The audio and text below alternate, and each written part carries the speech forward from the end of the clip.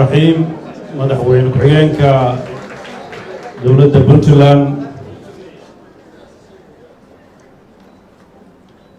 قدوميها محكمة السراء قولياش الدولة مرتي شرفته فنانينتا صحافة الضمان عندما غرق سيدي أمنية السورية أنت كلي ما أنت مرتدى النواة دمانتنا السلام عليكم ورحمة الله وبركاته. marka ugu horeysa waxaan halka tacsi uga dirayaa qarixii galabta ka dhacay magaalada Muqdisho agaarka baarlamaanka oo dad abriya ay ku geeriyoodeen dhagar qabayaal aan dadka iyo dalka u naxayna ay geysteen. waxaan leenahay intii dhimatay Ilaahay ha u naxariisto inta dhaawacana Ilaahay ha u booqadhiyo. runtii caawa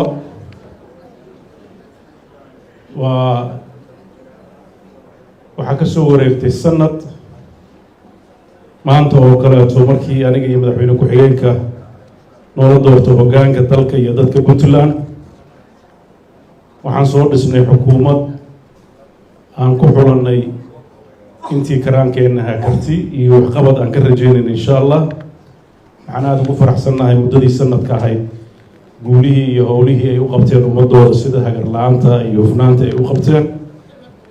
waxaa iyadana haddii ilaahay idmo khudbadayda kadib halka laga soo jeedin doonaa su-aalana laga weydiin doonaa qaybo ka mid ah wasaaradaha khaasatan eri dhinacyada aan ahmiyadda saarayn. runtii waxaan rabaa intaan khudbadda aan aada u dhexgelin dhowr qodob oo arrimaha caamka inaan saaro xoogga. waxaa qaraxaan maanta dhacay iyo kii 28 December ka dhacay isgoyska ex control labadaba uu ku abuuray bulshada Soomaaliyeed rugbi hor leh iyadoo la rajeynayo in aada looga soo kabto dhibaatooyinka amni iyo falalka noocaas oo kale ay ka dhaca meelayaasha halbowlaha ee bulshada Soomaaliyeed ay ku badan tahay. marka lagu daro kii ka dhacay SYL iyo kan maanta dhacay labadaba midna wuxuu u dhowaa madaxtooyada midna wuxuu u dhowaa golihii baarlamaanka labadii meelood oo dalka Soomaaliya dowladda federaalka looga talinayay. arrintaas runtii marka laga tago dadka wax gaareen waxay muujinaysaa amni xumo kusoo kordhaysa caasimadda Soomaaliya taasoo astaan u ah qarannimada Soomaaliya. waxaan sidoo kaleeto runtii maalmahan idaacadaha ka maqlaynay dowladda Soomaaliya guddiyo u saaraysa maalmaha xorriyadda ee 60 guurada soo socota iyo wasiir oranaya dalka oo dhan baa waxaan ka dhigi doonaa xaflado iyo maaragtay xusid. waxaa nasiib darro ah in labadii meelood ay isu jiray halka wax ka yar dhowr boqol oo mitir ammaankeeda la sugu waayay. arrintaas waxay u baahan tahay dadka Soomaaliyeed inay si saxa u eegaan marxaladda ay marayaan oo xaqiiqada in la wajaho ayaa qurxoon. waxaan rajaynayaa dadka Soomaaliyeed meel walba ay joogaan waxyaabaha ka dhacaya caasimadda Muqdisho inaan indhaha laga laaban. dadka Soomaaliyeed waxaa la rabaa inay tashadaan mustaqbalkooda ay ka taliyaan dadkooda maalin walba baaba'aya ay u istaagaan. dadka reer Puntland waxaan ugu baaqayaa inay kaalinta uga aadan badbaadinta qaranka Soomaaliyeed inay ka qaataan goob walba iyo waqti kasta. xaaladda ammaan darro waxay sii muujinaysaa weeqid ku socota qarannimadii Soomaaliya intii yareed ay leelayay. waxaan rajaynayaa haddii Ilaahay idinka dhigo arrimaha kan oo salka ku hayn doona isbedelada hoggaanka siyaasadeed ee la filayo iyo doorashooyinka soo socda oo caqabadooda imaan doona. waxaan rabaa inaan usbuucyadii tegay waxyaabihii dhacay wax yar ka tilmaamo. waxaad ogtihiin baarlamaanka aqalka hoose iyo aqalka sare maalmihii u dambeysay waxaad maqlayseen waxay ansixinayaan xeerka badroolka. waxaan dowladda Puntland haddaan nahay si cad oo dheer u sheegaynaa in arrintaas aqalka sare laga sixiyey iyo aqalka hoose la yidhaahda inay puntland qayb ka ahayd waxaan ku ammaanayaa senatarada reer puntland ee markaa ku sugnaa inay shirki isaga baxeen markii la baal maray procedurkii iyo habraacii xeerarka lagu ansixin jiray iyadoo dalkii aan aragno ammaan darrada ka jirta iyadoo aan aragno siyaasadda iyo meesha ku socoto haddana in adduunka la jahwareeriyo oo la yidhaahdo dalku waa fiican yahay dabaaldegi iyo guddiyaashii baan qabanay xeerarkii badroolka iyo dalka in ceelashiisa auction la geliyaa ayaan ka shaqaynaynaa runtii wax isqaban kara ma aha intaan in ka badanna kama sii aamusi karno khaladaadka socda ee jira warqad rasmi ayay ka soo saari doontaa dowladda puntland laakiin waxaan caddaynaynaa shirkii may ee halka la isugu yimid madaxda dowladaha federaalka xubnaha ka iyo dowladda federaalka waxyaabaha ugu weyn oo shirkaasu la burburay waxaa kow ka ahaa sharciyada masiiriga ah ee dastuurku uu dhigayo in laga wada tashado in la geliyo wada tashi sax ah oo dhab ah oo ugu horeysa hanaanka siyaasadeed ee dalku aadayo hanaanka amniga loo sugayo hanaanka khayraadka dalka loo qaybsanayo iyo dhammaan sidii dalka loo xasilin lahaa runtii xukuumadda hadda maanta joogto way ka gaabsatay intaasoo dhan waanay ka dhaga adeegtay runtii waxyaabihii iyo talooyinkii caalamkuna siinayay siyaasiyiinta dowladaha xubnaha ka ah badankoodan ay siinayeen waxaana runtii khatar ah inay arrintaas keento burbur hor leh oo aan loo baahnayn waxaan ka digaynaa in ay marlabaad soo noqoto hal hayskii oran jiray loo joojin maayo oo dadkuun iska socdo wuxuu raba iska samaysto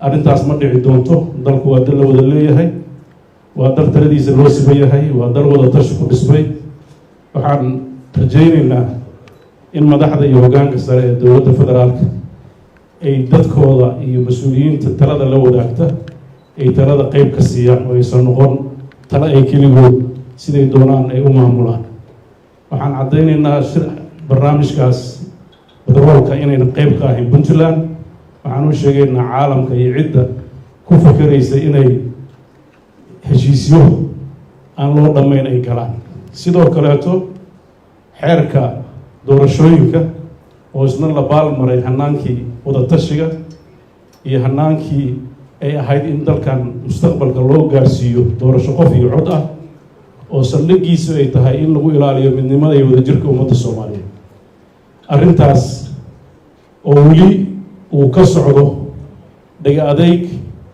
iyo ismaqal la-aan talooyinka faraha badan ee ay soo jeedinayaan dadka waxgaradka ah iyo maamulada dowladaha xubnaha ka ah arrintaasna waxaan rajaynaynaa inaan lagu sii socon dadka iyo dalka in la badbaadiyo dadka soomaaliyeed iyo maamulada dowladda federaalka waxaan ugu baaqaynaa inay gogol nabadeed iyo wada hadal ay furto talada dalka ay dadka qayb geliso la isugu yimaado sidii masiirka ummadda loo meel marin lahaa sidoo kale waxaan u baahannahay dadka reer puntland marxaladda soo socota inay u diyaar garoobaan kaalinta ay ka leeyihiin hoggaaminta dalka iyo xasilintiisa qaybta kaga aadan inay qaataan waxaan si kooban usoo bandhigi doonaa muddadaas sanadka ah runtii inkastoo heese macmacaan oo inta badan taabanayay wadaniyadda iyo xaqiiqada halka laga tiriyey laakiin caawa ma ahayn habeen damaashaad iyo farxad wuxuu ahaa habeen shaqo oo loogu talagalay in lagu soo bandhigo wixii qabsoomay dadweynuhuna ay ka farceliyaan waxaasi inay jiraan iyo inay jirin iyo meelaha turxaanta iyo tuhga ugu jiro ay weydiiyaan saasuu barnaamijku u astaysnaa waxaan aada uga mahad celinayaa fanaaniintii ku cabiray waxyaabo badan oo puntland ay u baahan tahay oo ay dadku si sahlan u fahmin karaan waana uga mahad celinaya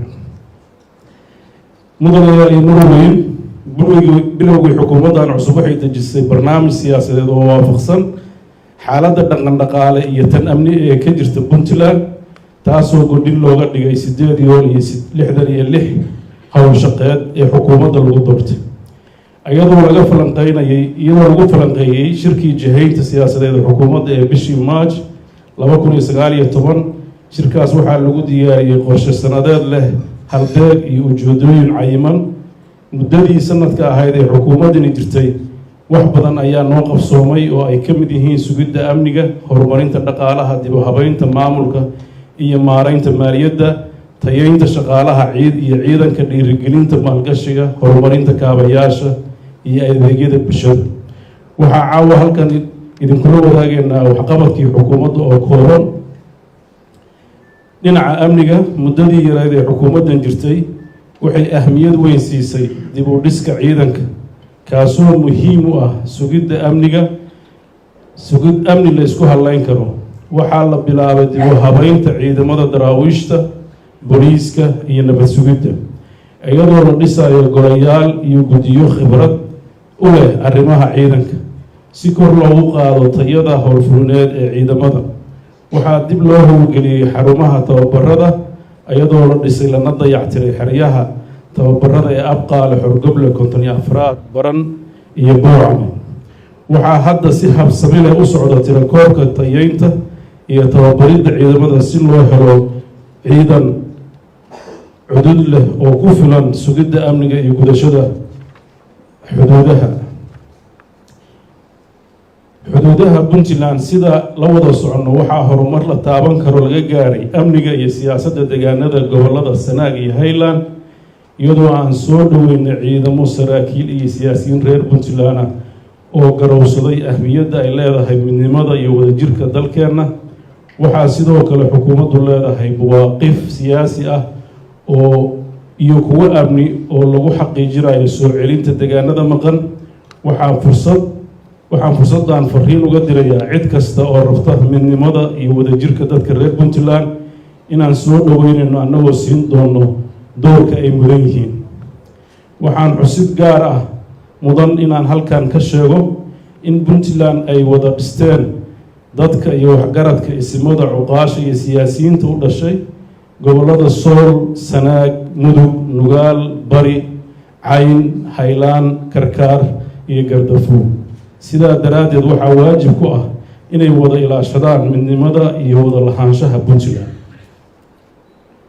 horumarka dhaqaalaha iyo dib u habeynta maaliyadda, waxaanu dib u habeyn mugle ku sameynay nidaamka maamulka maaliyadda, taasoo noo sahashay inaan si joogto ah u bixino mushaharooyinka shaqaalaha, ciidamada iyo adeegyada howlfulineed ee dowladda, iyadoo loo marayo hanaanka casriga ah ee kharash bixinta.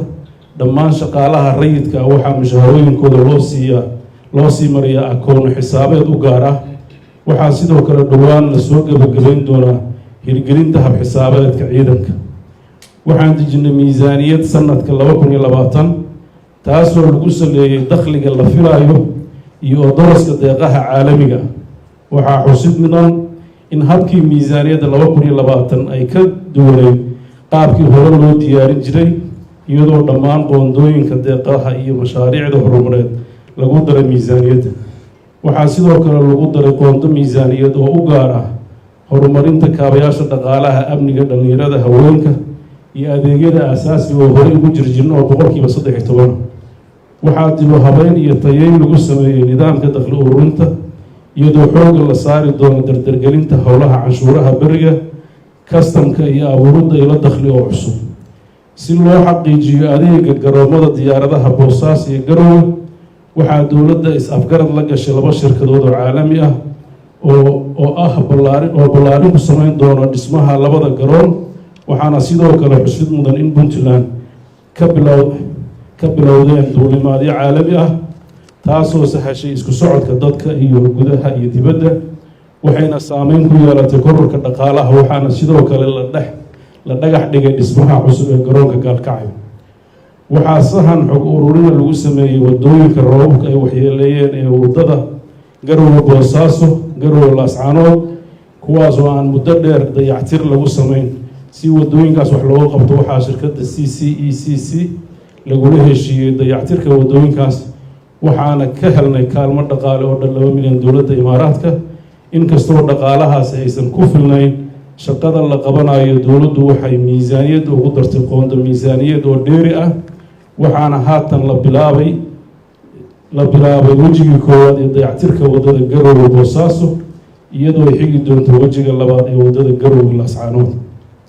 waddada garowe gaalkacyo oo horey heshiiskii lagu dayactirayay u fashilmay waxaa dowladdu intii lagu guda jiray sanadka 2019 ay ku guuleysatay in dib loo soo nooleeyo laguna wareejiyo midowda yurub iyo hay-adaha cusub iyaga oo midowda yurub iyo bangiga horumarinta africa u qoondeeyeen dhaqaalo kor u dhaafaya 20 milyan marka mashruucaas la isku daro oo laba weji kale ah waxaa la bixin doonaa qandaraaska dayactirka waddada bilowga sanadkan qaybta hore waxay dowladdu bixinaysaa kharashaadkii dayactirka waddada lixsinka ee 35 kilomitir dherarkeedu yahay oo lixsin ah waxaa guul ku dhammaaday dhismaha 13 kilomitir oo waddooyin laami ah oo qayb ka ah horumarinta qaybaha ka mid ah degmooyinka Puntland waxaa si gaar ah uga faa'iidaystay magaalooyinka garowe qardho boosaaso jariiban gaalkacyo galdogob iyo buurtinle dhismaha wejiga labaad ee dekada garacad ayaa maraya meel wanaagsan ilaa iyo 128 mitir ayaa gudaha loo galay taasoo ka dhigan in marka la gaalo 300 mitir gudaha badda ay suuro galayso inay ku soo xirin karaan doonyo iyo maraakiib nooca dhexe ah mashruuca dhismaha degmada garacad ee dekada garacad ayaa muhiimad gaar u leh kobaca dhaqaalaha waxaa la daahfuray 3 mashruuc oo waaweyn oo ugu muhiimsan horumarinta kuwaasoo inta badan lagu soo koobay filimkii halka aad ka dheegateen sidoo kaleeto waxaa Puntland ay qabatay sida loo socota shirkii maalgashiga ee 2000 iyo September 2019 kaasoo inta badan ay ka soo qaybgaleen 130 shirkadood oo lacag 400 milyan ka badan ay ku deeqeen runtii waxyaabaha u qabsoobay dowladdan aad bay u fara badan yihiin iyadoo aynu ognahay in korontadana sidoo kaleeto mashaariicda korontada magaalooyinka boosaaso iyo magaalooyinka waaweynba aan heshiisyo afkarada la galnay shirkado iyo sanduuqyo horumarineed oo naga caawin doona khaasatan korontada boosaaso waxaa kaloo daraasadeeda socota iyo ballaarinteeda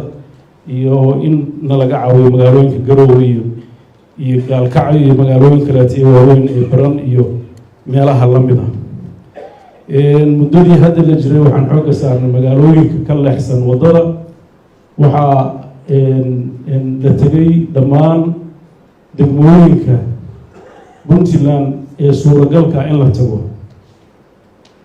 marka laga reebo dhowr magaalo oo laascaanood iyo xudun ay ka mid tahay inta kale deegaanada boocame buuhoode iyo dhammaan deegaanada sanaag oo dhan wasiirada iyo dowladdu intooda badan safar ayay ku mareen ee ugu xoogga xaarayeen xaaladda dhabta ay jirta waxaa kobac ku dhacay dhoofka xoolaha oo runtii suuqyo cusub oo hore nooga xirnaa oo suuq imaaraadka uu ka mid yahay lagu guulaystay waxaa kaloo lagu qabtay shir aada u weyn oo Somali Fishery Forum oo ay ka soo qayb galeen wadamo aada u fara badan iyo dad 350 qof oo ka kala yimid Soomaaliya iyo dibaddaba ay ka qayb galeen si ay horumarkaas qayb uga qaataan horumarinta siyaasadda iyo maamul wanaagga ayaa iyadana qayb ka mid ah waxyaabihii la qabtay waxaa la dardargeliyey baahinta maamulka iyadoo la dhisay golayaasha deegaanka 8 degmo sarana loo qaaday ka qaybgalka haweenka ee qaybaha kale ee bulshada waxaa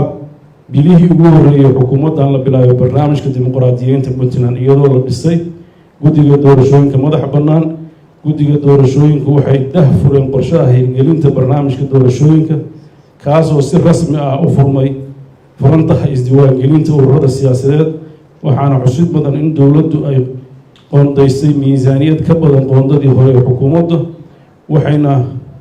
waxayna dowladdu furanaysaa urur siyaasadeed waxaana lagu guda jiraa diyaarinta howlaha dhismaha ururka waxaana insha Allah bisha labaad ee sanadkan lagu dhawaaqi doonaa ururkaas oo dhammaystiran qorshihiisa iyo magaciisa waxaana rajaynayaa inta halka fadhiday inta kaleete waxaan ugu baaqayaa in ururkaas ka soo qayb galaan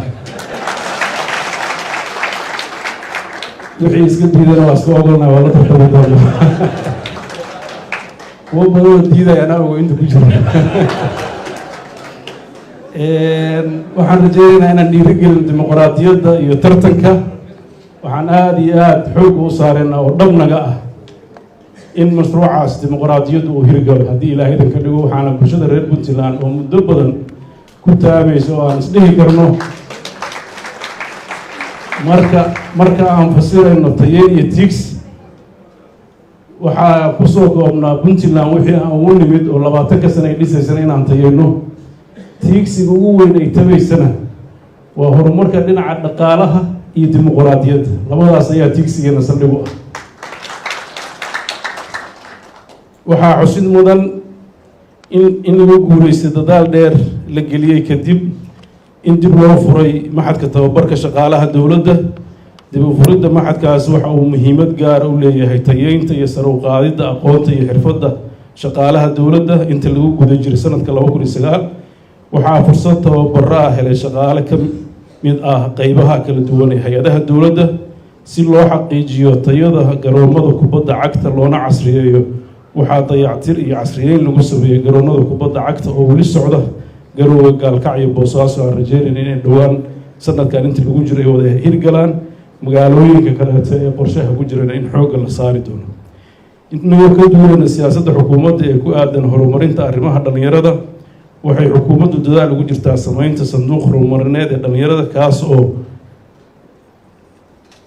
kaas oo siyaasaddiisu iyo xeerarkiisa lagu maamuli lahaa hadda gacanta lagu hayo. tani waxay qeyb ka tahay dadaal shaqo abuur ah oo lagu garab galayo dhallinyarada reer puntland.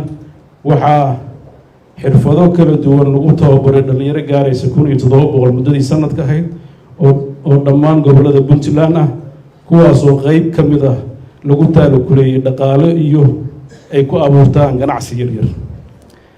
tayeynta adeegyada bulshada waxay runtii aada wasaaradda waxbarashada ay kor u qaaday dhismaha fasalada, dhismaha iskuullada, kordhinta ka qaybgalka tacliinta da-yarta ah, siinta dadka danyarta ah deeqo waxbarasho oo gudaha ah, iyo iyadoo kor loo qaaday tirada waxbarashada dibadda heshay. inkastoo caqabaad aada u fara badan ay puntland kasoo wajaheen wada shaqeynta dowladda federaalka oo runtii caqabad ku noqotay meeshay garab istaag u noqon lahayd horumarka federaalka, inay mararka qaarkood ay uga yimaadaan caqabado suuragal ka dhigi waaya in da-yarta reer puntland fursado waxbarasho ay heli waayaan.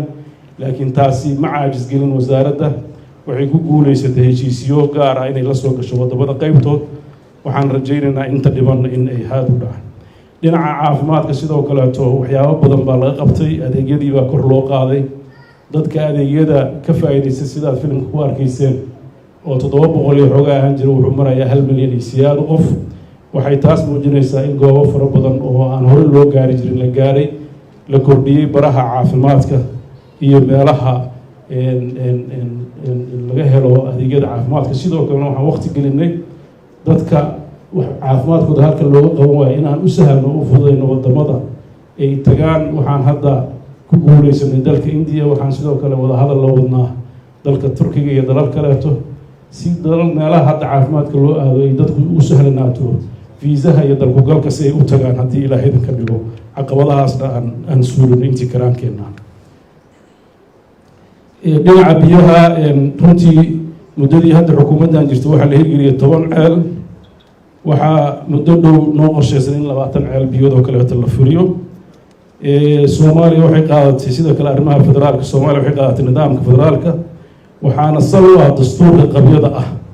waxaana qorshuu ahaa in la dhammaystiro ilaa 2020 waxaa laga hadlaya in la dhammaystiro. waxaa muuqata inuu noqday mashruuc aan dhammaaneyn. puntland waxay caddeynaysaa haddaba in aysan ku qanacsanayn nidaamka dib u eegista dastuurka oo ay ahayd inuu ku salaysnaado wada tashi iyo wada xaajood siyaasadeed oo loo dhan yahay. aanan fursad la siin dowladaha xubnaha ka ah dowladda federaalka ah in ay ka wada hadlaan qodobada masiiriga ah ee u baahan in siyaasad ahaan looga heshiiyo. runtii waxay dowladda federaalka iska indhatiraysaa arrinta dastuuriga ah ee faraysa in dowladaha xubnaha ka ah iyo dowladaha federaalka masiirka dalka ay ka wada hadlaan oo ka heshiiyaan. maxaa yeelay federaaleyntu dalku markuu burburay oo kala tegey sida dastuurku uu dhigayo state walba wuxuu xaq u leeyahay in uu ka mid noqdo, wuxuuna xaq u leeyahay dadkeedu inay taqriir masiir ay gaaraan haddii ay arki waayaan in maslaxadooda iyo danahooda ay ka arki waayaan. marka iyadoo puntland deganaansho haysata ayay waxay diyaar u tahay inay wax la qaybsato deegaanada kale ee soomaalida, laakiin dowladdii federaalka ay runtii waktiga iyo maalka iyo naftaba kusoo bixisay. waxaad moodaa hadda qofkii yimaada inuu meeshuu rabo iskala aadayo. waxaan aada cod dheer ugu sheegaynaa in qawaaniinta iyo waxa lagu heshiiyey la ixtiraamo, si isku haynta dadka soomaaliyeed loo ilaaliyo, ayna u horseedin in dad kaleeto falal maamul xumo oo ay geysteen mas-uuliyiin inay ku kallifaan inay soomaalinimadii iyo midnimadii ay shaki geliyaan, sida hadda dadka qaybtiis ka dhacday. waxaan rajaynaynaa puntland inay taas noqon doonin, laakiin waxaan rajaynaynaa in la saxo dadka mar walba hayo oo ay noqoto waxa uu ugu sareeyo sharciga oo lagu kala dambeynayo aysan noqon aragtida siyaasadeed iyo qofka madaxda markaa joogo. sidoo kaleeto lagama qaybgelin ergadii matalaysa dowladaha xubnaha kaha ee qeybta ka noqon lahayd guddiga madaxa bannaan ee dib u eegista iyo hirgelinta dastuurka. sida dastuurku dhigayo xubnaha ee shanta ah waxaa wehelin doona xubin dowladaha xubnaha ka ah. marka iyadoo aanan qodobkaas la buuxin dib eegidda la sameeyo waxay noqonaysaa mid aan sharci ku dhisnayn.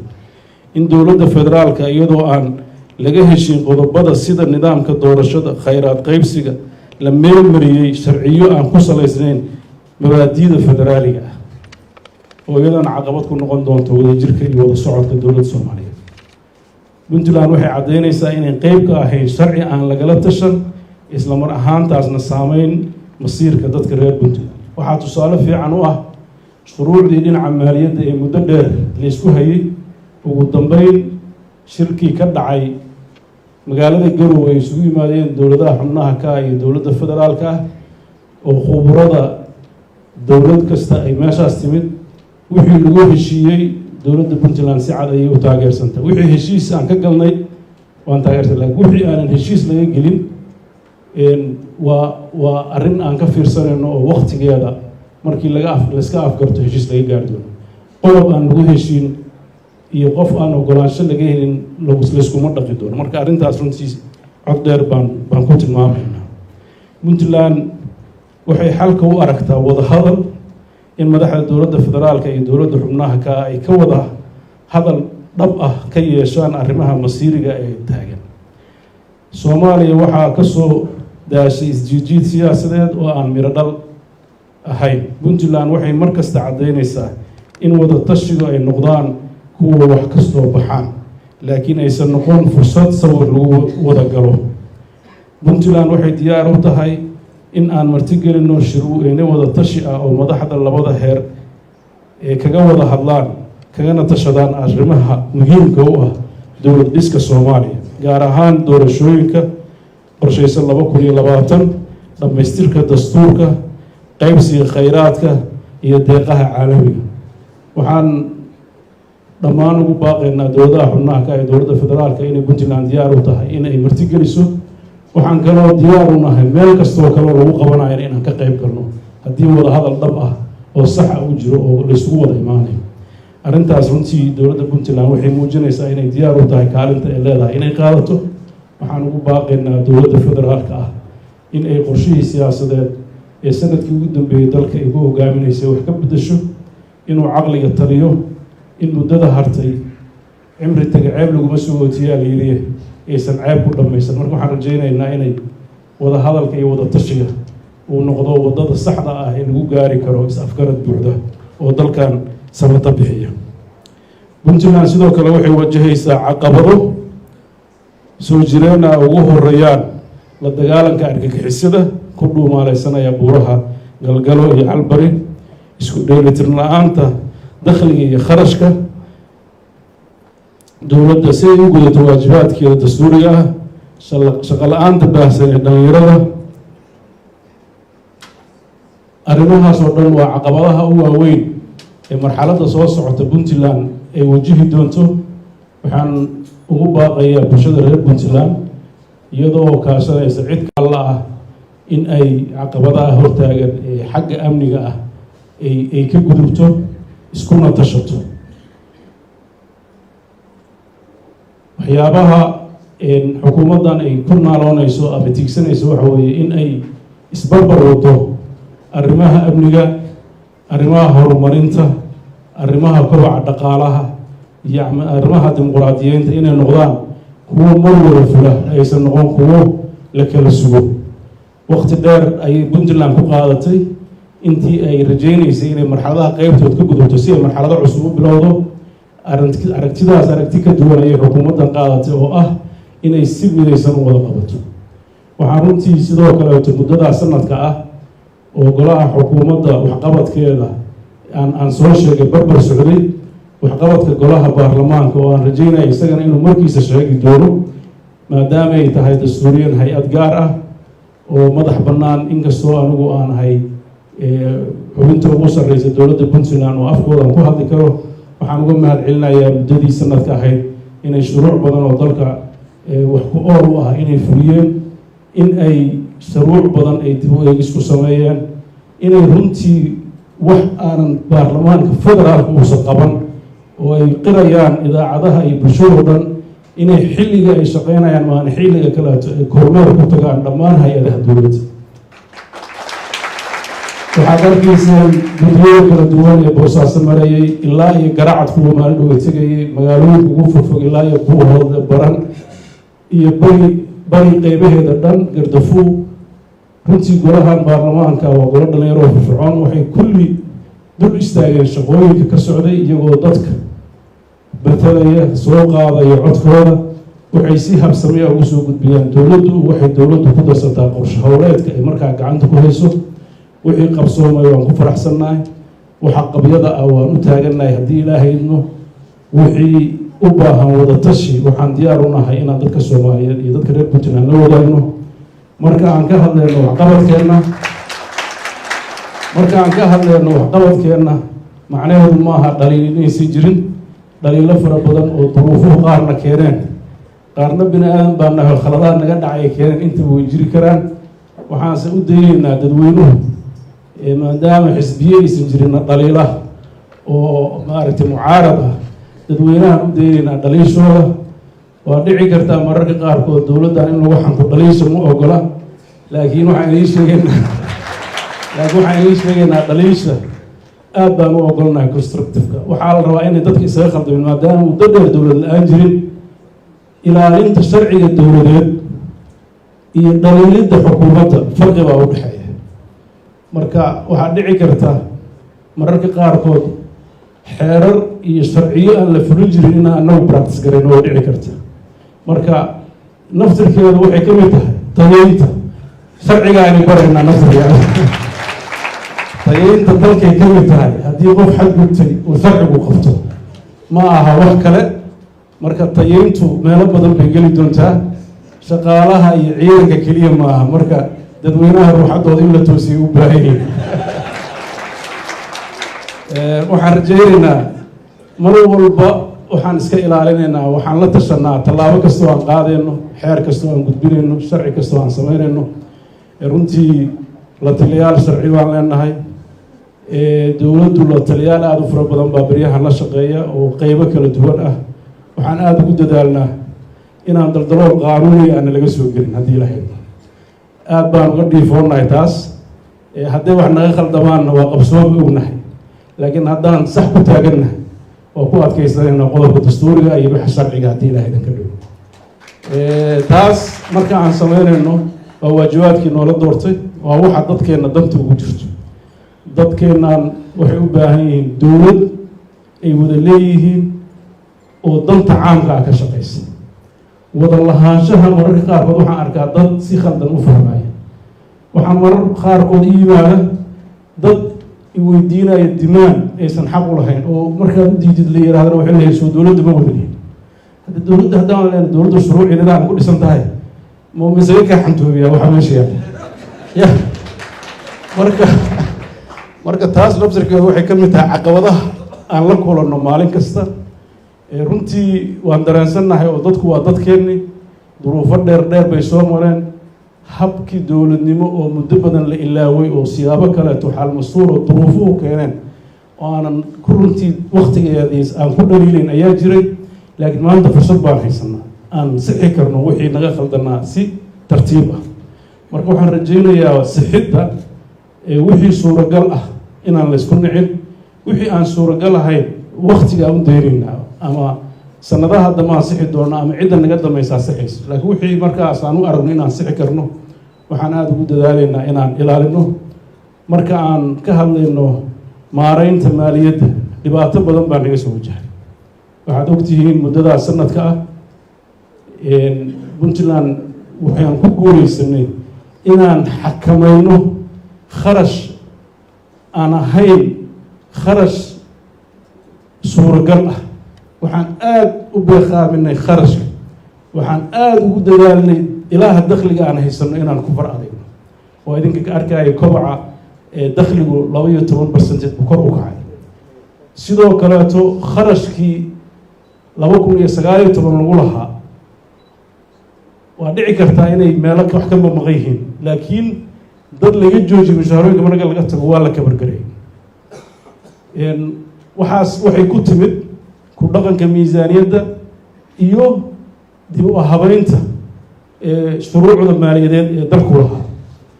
laakiin intaas waxaa ka jiri kara caqabado badan oo runtii mararka qaarkood ay dadku u arkaan inaysan sax ahayn. laakiin waxaa anigu kalsoonahay haddii dakhliga yar ee dowladda soo gala sidiisa loo qabto oo nabadgelyada la sugo oo sharciga iyo kala dambeynta uu horumaro, dalkan waxaa soo galaya lacag aada u fara badan oo flow ah oo investment ka timaada oo dhinacyo kale ka timaada. waxaan runtii aada ugu faraxsannahay dhammaan hay-adaha iyo dalalka puntland deeqaha siiyey 2019 waxay kulligood noogu wada hambaleeyeen sida loo hufan ee loo maamulay. waxayna noo ballan qaadeen intii ay sanadkii 19 na siiyeen ka badan ay sanadkan siin doon. oo ugu dambeeyey safiirkii hadda ka kacay oo Finland oo maanta laga joogo.